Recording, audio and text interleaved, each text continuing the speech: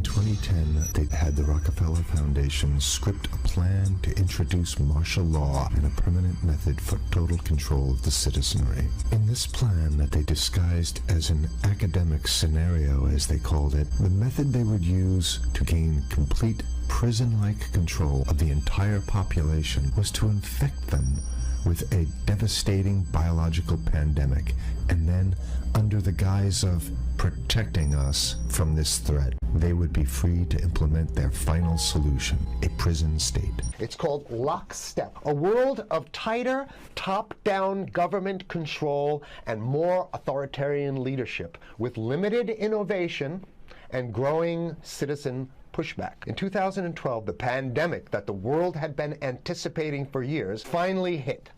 Unlike 2009's H1N1, this new influenza strain originating from wild geese, even the most pandemic-prepared nations were quickly overwhelmed when the virus streaked around the world, infecting nearly 20% of the global population and killing 8 million in just 7 months, the majority of them healthy young adults. The pandemic also had a deadly effect on economies. You can see the agenda.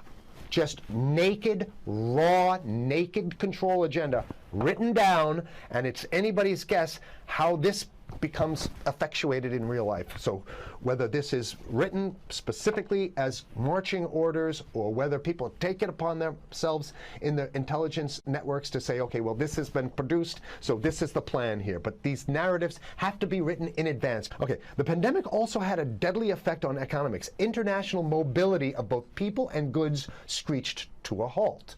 Which is what they want. They want a completely isolated world, right? Debilitating industries like tourism and breaking global supply chains. And they want you at home, in your house, in front of the TV. Then they got you. Because once you watch the TV, they own your soul. Even locally, normally bustling shops and offices sat empty for months, okay? So I love how they talk about it in the past tense in 2010.